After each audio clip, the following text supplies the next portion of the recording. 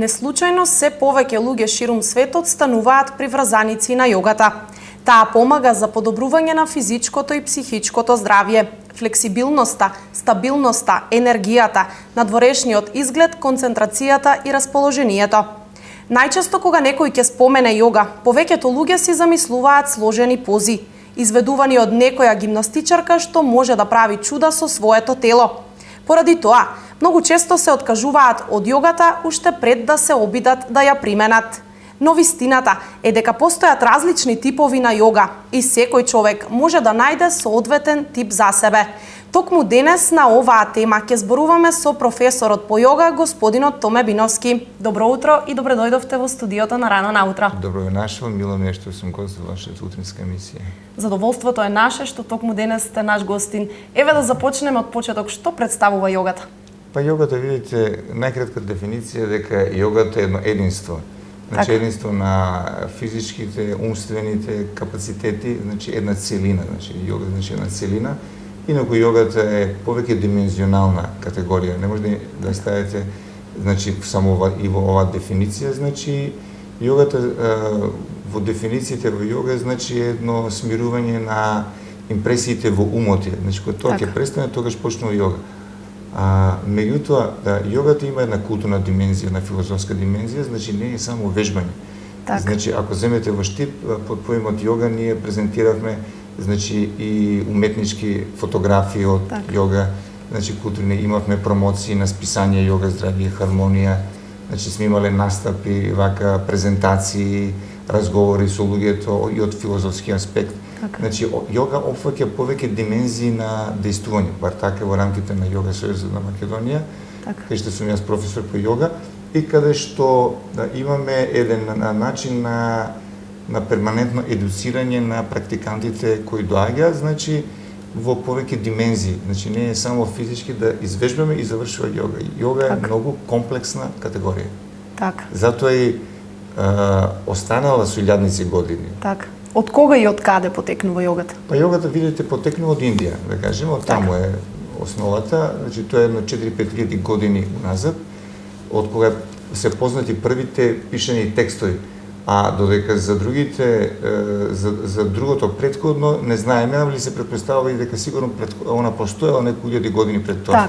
Значи првите камени плочки, не камени туку овие што се глинени плочки, пронајдени се пред 4000 години датира во областа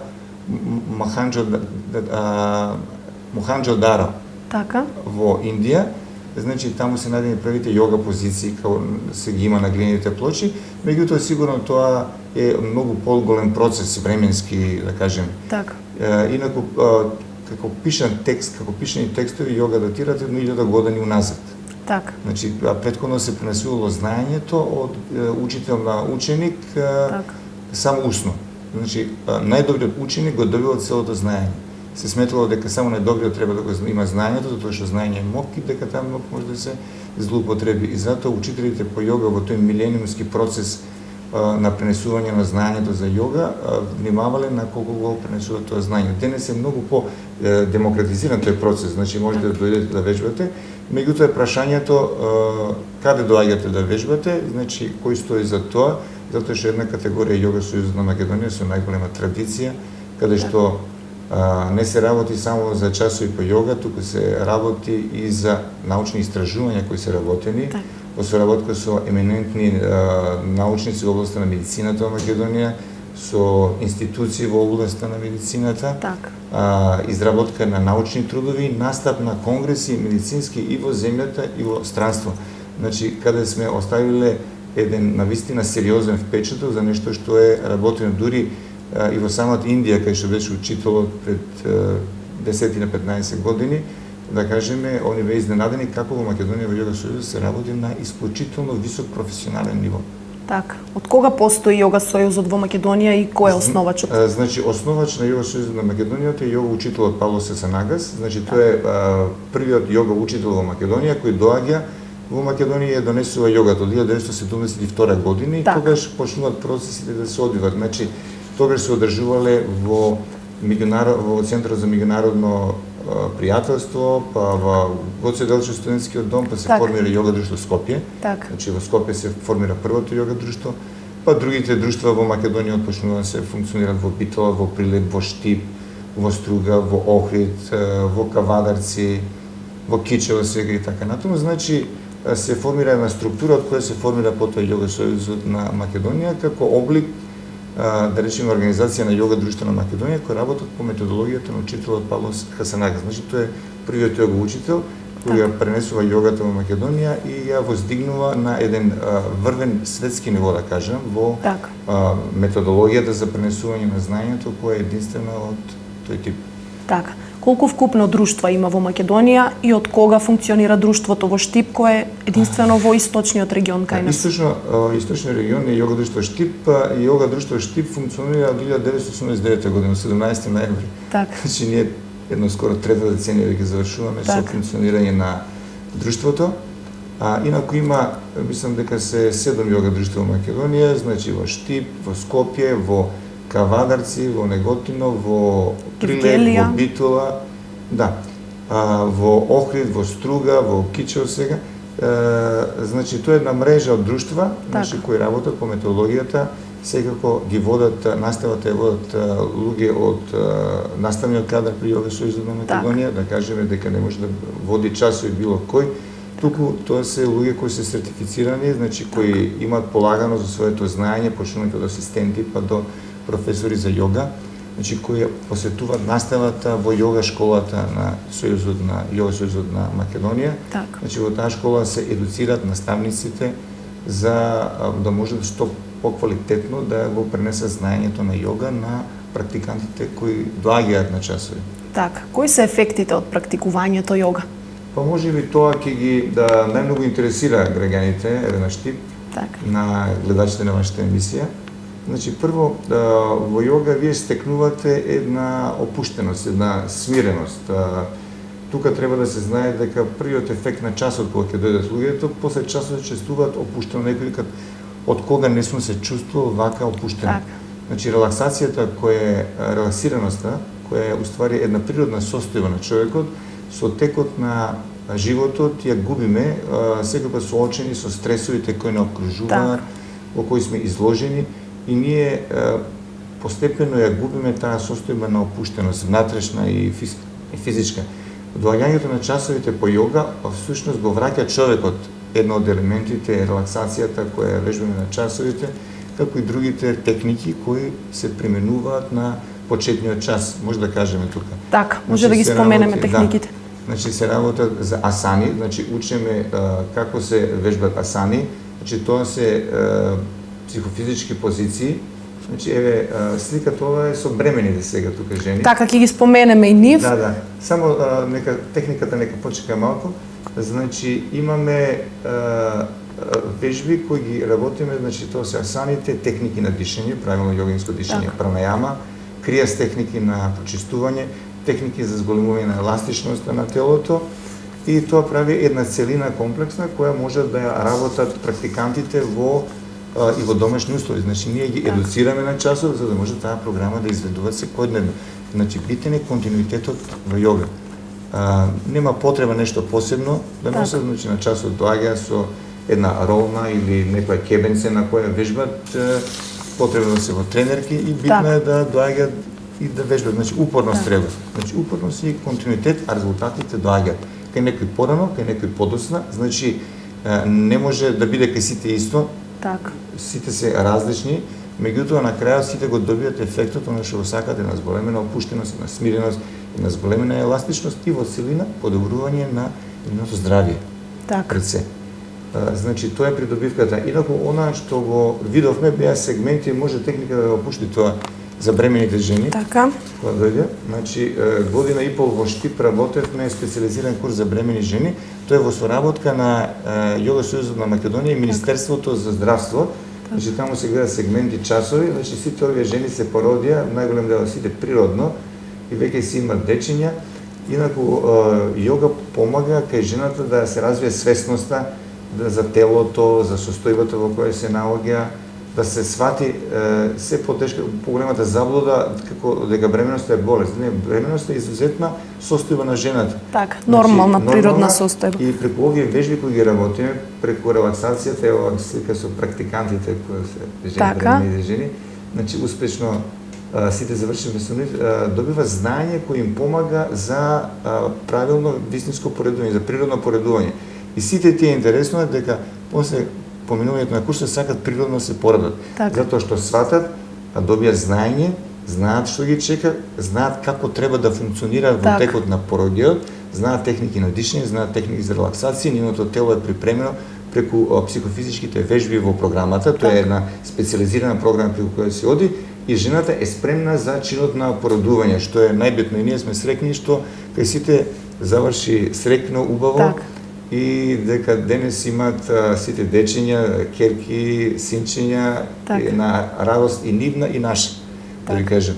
Значи, најверојатно со оваа програма ќе продолжиме и во иднина, тоа е извонредно нешто, знаењето. 30 години во Јога Сојузот на Македонија има програма која се изведува за специализирана програма за бремени жени. Инаку да ви кажеме дека на почетокот од курсивите кои се организира и во Штип, во Скопје, во Битола и во Прилеп, ние направивме една средба и таа средба беше инициирана од Министерството за здравство на Република Македонија со Сдруженијето на приватните гинеколози во Македонија и им презентиравме таму. Таму председателот на Јога Сојузот, доктор Благој Ѓоргиевски, заедно со јога инструкторот Александра од Битола, направи една убава презентација и ги запозна гинеколозите за суштината на програмата, дека тоа е одлично за припремата за жените, посебно оние кои немаат проблем со бременоста.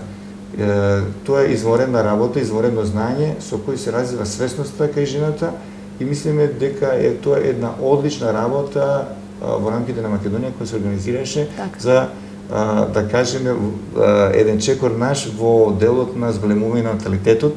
Значи да се намали стравот од бременост, она што го носи таа, дека тоа е една природна состојба и мислам дека одлично успеавме во сите 4 града кај што тоа го правевме. И ќе го правиме, мислиме, оваа година. Така. Во кој период од бременоста се препорачува да се практикува јогата? После третиот месец од бременост. Така. После третиот месец може да се почне, пошто трите месеци се критични. Така. И затоа сметаме дека после третиот месец се практикува јогата додека може, до 9 месец само до предпораѓање. Така. Во склоп на друштвото постојат и курсеви по јога за деца. За која возрастна група е наменета оваа програма? Штета што немаме слайдови од тоа. Значи, ние пред 3-4 години имавме еден специализиран курс за деца. Така. Сега, а инаку имавме и во далечно 94-та веќе специализиран курс, со чии резултати тогаш се отиде и во Светски конгрес на јога и холистичко здравје во Анси, Франција, каде се презентира ефектите од јога курсот за деца во Штип. Значи, тие јога курсиви овозможуваат да се намали анксиозноста, нервозата кај децата, стресот, стравот од комуникација и секако отстранување на почетни деформитети кај децата. Да ви кажем, јас сум многу изненаден од тоа колку децата во раната возраст, да речеме некаде второ, трето оделение, четврто оделение, имаат веќе деформитети во ребетот. Значи, денешниот начин на живење, како што е постојано седење пред компјутер, пред телевизор, на училиште, носење тешки торби, создават промени негативни на работот кај децата. А јога е извонреден начин да се сопрат тие работи. Значи, дури и во развојот на детето. Во развојот на детето, значи, да не се чека, значи, од почеток да се почне. Ние правивме истражување тука, се снима со специјална апаратура, значи, без никакво зрачење. Доктор Благој Ѓоргиевски дојде, па потоа ги следевме после 3 месеци како и се виде многу позитивни резултати. Прво и на физички план, кај децата, значи, исправање, да кажеме, на тие почетни проблеми, зголемување на еластичноста, подобрување на психолошки план, значи, нема стресот кај децата, покомуникативни се, како комуникација да се подобрува како со своите другарчиња, така и со овие што се наставниците, така да имаше одличен ефект. Сега кога ќе организираме натаму, значи тоа ќе треба да видиме во да речеме дали ќе се направи соработка со Министерството за образование, пошто мислиме дека таму е интересот би бил да се направи такво нешто. Така. А да споменеме нешто и за јогата во третата доба. Што представува овој курс? Јога во трета доба, значи јога за луѓе во пензионерските денови. Така. Значи ние имаме случаи на луѓе кои се работеле во подмината возраст, значи кои работеа јога и денес они си работат во домашни услови, да кажеме. Значи наш практикант беше, јас ќе го поздравам, Александар Здравев, значи кој баш истакнуваше на едно предавање наше. Тој почна на 60 годишна возраст, сега 80 неколку години човекот и баш кажуваше колку е среќен, он на 60 години ше почнал, а човекот кажуваше дека оние студенти, да речеме помлади луѓе кои беа на предавањето, дека се срекнеш имат можност да се запознаат јога во порана возраст во животот и за да може да ја практикуваат и да ги осетат позитивните ефекти на нивното здравје и на, да речеме, и на нивниот развој на духовен план и така. Колкава е заинтересираноста еве за луѓето од третата доба? Па, видите, значи доаѓаат они индивидуално доаѓаат. Значи Так. не сме организирале специализиран курс, во Прилеп имаат они специализиран курс, да кажеме, за луѓе од таа возрастна група. Меѓутоа, ако видите, во јога не е битно колку си еластичен. Значи, кога почнувате со јога, не е битно да сте многу еластични па да вежбате јога, не. Со тек на време се зголемува еластичноста и личноста на тој план има подобрување видно. Да, меѓутоа, секој работи во рамките на своите можности. Значи, во јога немате такмичење со никој, не бркате резултат, време и така натаму, него работите на едно собствено усовршување. Значи, јога не влијае само на, како да кажем, само на физички план, значи влијае и на психолошки план. Значи, јога е... Може би тоа и позначајното во јога. Позначајното, да, во борбата против современиот убиец стресот. Значи, јога е еден природен начин како да се успее да се надмине стресот. Да се релаксира. Да се релаксираме. Значи, релаксацијата овозможува значи, човекот да се опушти, да го надмине стресот. Значи, една стабилизирана психофизичка опуштеност е почеток на се. Доколку имате стабилизирана психофизичка опуштеност, вие можете да почнете да се бавите со било што. Доколку вие сте под стрес, вие имате проблем, прво на психолошки план, а потоа и на физички план, одредени заболувања се јавуваат, значи тоа добро го знаат медицинарите, а јога е извонреден начин да тоа се отстрани, да се спречи. Или доколку го има, да постепено се санира. Секако без пиење на медикаменти или некои посебни справи космодиск, нешто така. Значи, вие ја подобрувате и состојбата на вашиот трбет, ја подобрувате состојбата на вашата мускулатура, опуштеноста. Кога човек ќе се опушти, значи што доживува? Значи доживува да мускулатурата олабави и нема потреба од дополнително количество на крв. Се смирува дишењето. Значи нема потреба од трошење на енергија. Вашето срце значи нема стегнати капилари за да пумпа крв. Значи и во периферната, да речеме, и во периферните крвни садови на срцето настанува едно природно опуштање на крвните садови, значи нема стегање, а исто така и во внатрешните крвни садови на срцето нема стегање. Значи се опушта, природна опуштеност настане. Значи таквата ускладеност на физички план и на ментален план, значи го уравнотежува преку тироидната жлезда и системот на жлездите во внатрешно лачење, и тоа влие на едно хармонизирање на состојбата внатре во организмот. Вие доживувате една целосна ревитализираност на вашиот организам со вежбањето на релаксација. Значи тоа, ако го работите континуирано, вие имате едно комплексно подобрување на вашето здравје. Тоа е многу битно. Тоа е битно, еве, овие што гледаат сега гледачите на телевизија Канал Плюс, да сватат кој ефект го имат од вежбањето на јога, и тоа само еден сегмент. Друг сегмент дават асаните, друг сегмент дават техниките на дишење. Значи практично ги учиме луѓето како правилно да дишат. До некаде до предшколска возраст обично децата дишат правилно. Потоа не. Потоа свиткани над клупите, потоа над компјутерите, над бироата, на работните маси и така натаму, луѓето престануваат правилно да дишат плитко.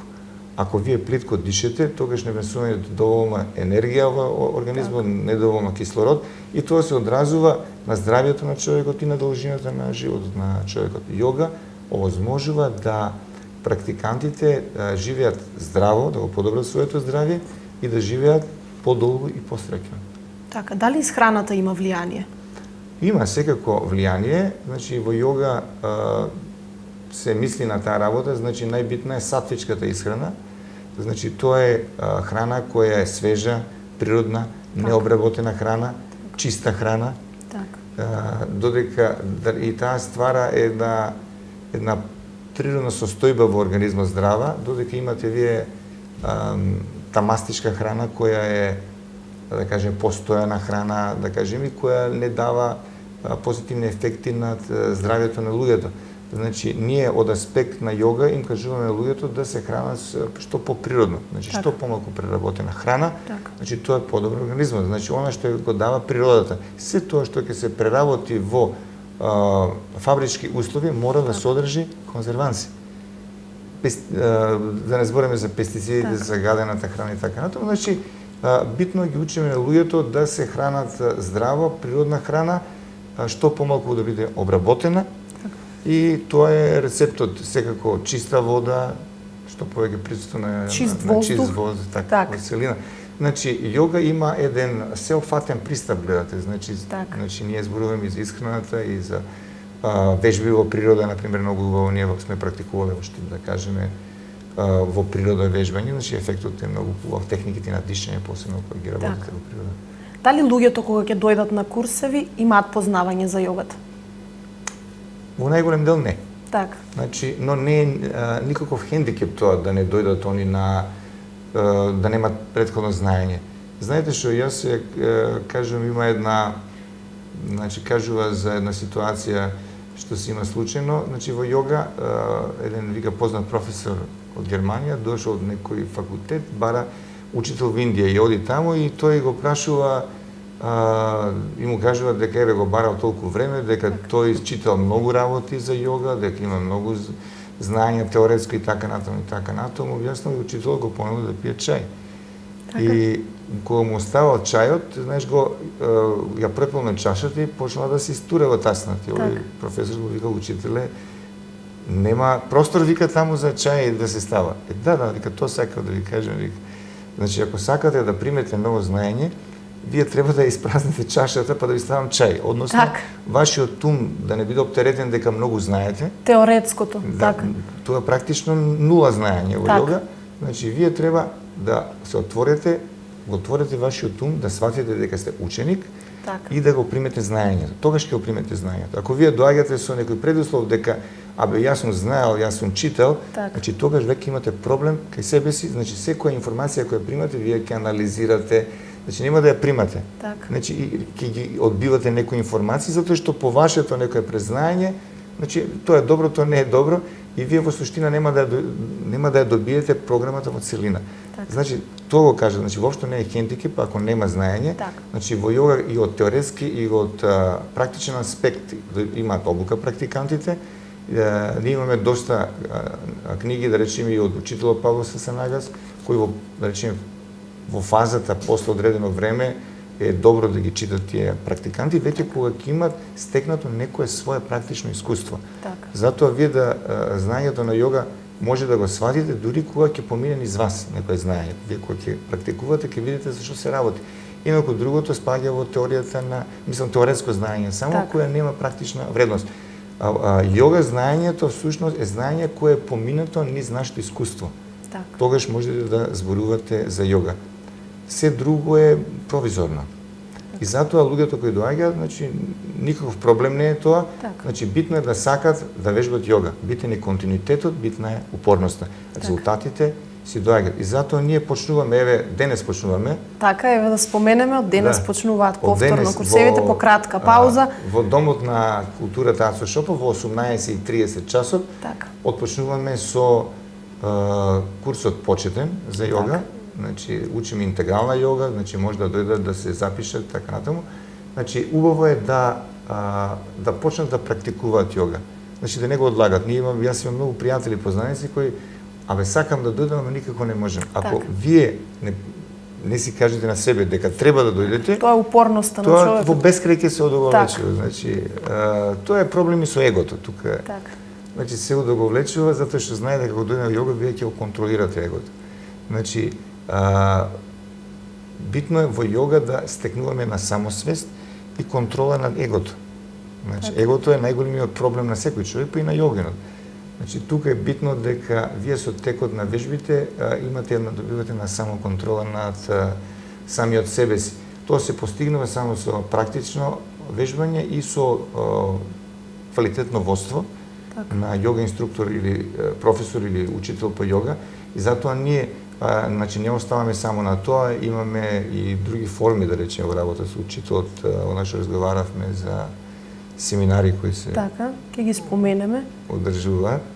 Значи ние планираме еден таков семинар со јога учителот Павловска Сенагас да одржиме во февруари, сега февруари 12 февруари во Кавадарци ќе биде. Така. И темата е за исихазмот. Значи Така. тоа е многу интересно. Тоа ќе биде и практичен и теоретски. Не, тоа е теоретски семинар. Теоретски, Практичен во така. Штип одржавме некаде во мај минатата година имавме тука. Тоа е за темата исихазмот, значи мистицизмот во православието. Нашиот учител баш управо тоа го кажува дека значи и ние во православното христијанство имаме многу елементи на да кажеме спиритуалност. Така. Која за тоа треба да ја знаеме и собствената спиритуална традиција.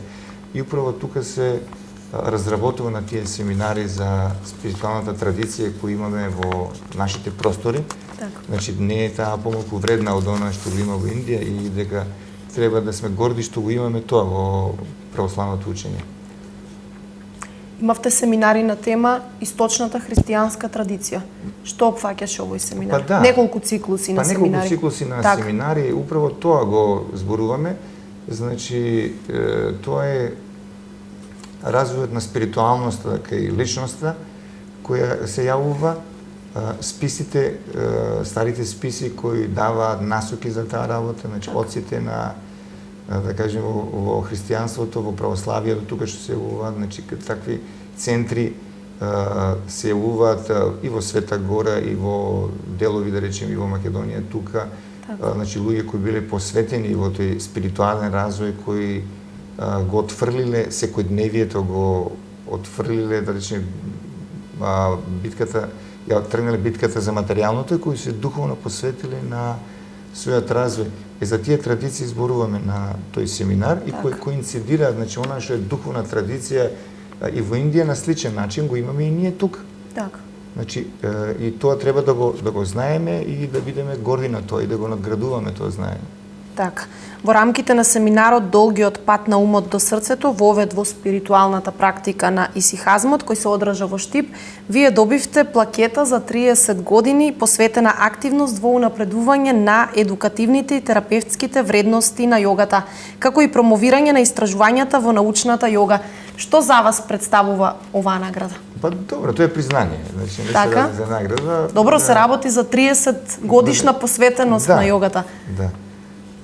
Мислам, јас тоа сум го работил како и моите колеги, исто така професори по јога, со една посветеност и со една љубов во јогата, да ја како една спиритуална дисциплина да ја донесеме тука, така. Значи да на овие простори во Штип да се тоа работи, па и во цела Македонија, да кажеме со оглед дека одржуваме часови во Велес сега, во јога друштвото во Велес, значи тоа е, како да ви кажам, доколку го немате внатре, ако не го носите во себе, не може да го направите. Значи, со една љубов и една посветеност, значи, тој бенефит од јога, кој ја лично сум го доживеал, сакав, значи, да го дадам и на граѓаните на Штип. Затоа и го формиравме јога друштвото пред 28 години во Штип и успешно работи, да кажеме, значи, без никаков застој со толку години.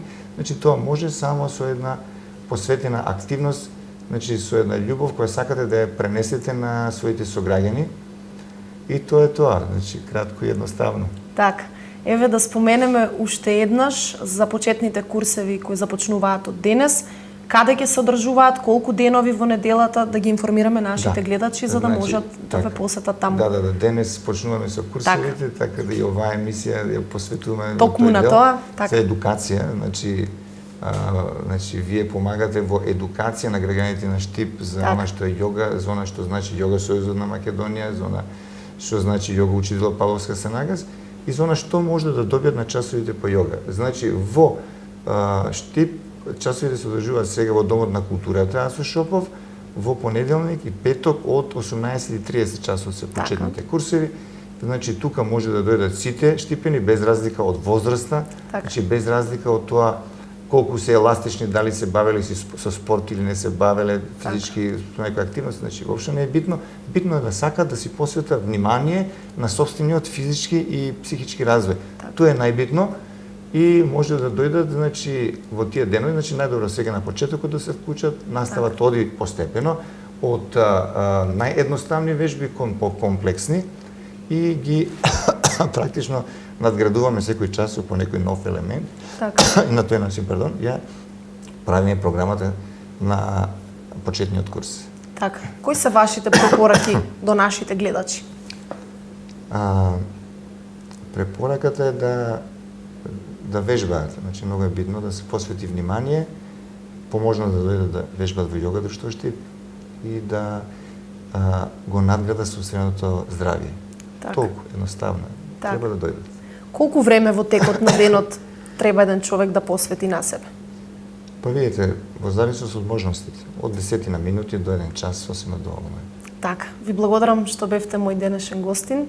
Ви посакувам уште многу успеси во Јога Сојузот на Македонија, многу реализирани проекти, семинари и се разбира, верувам дека многу повеќе луѓе ќе се вклучат затоа што слушнавме кое е значењето на јогата. Така, ви благодарам што бев гост во емисијата и ве поканувам и вас лично да дојдете на часот Така, по јога. благодарам со задоволство. Почитувани гледачи, се надевам дека со внимание го проследивте разговорот и дека воедно уживавте во истиот. Мој денешен гостин беше професорот по јога Томе Биновски.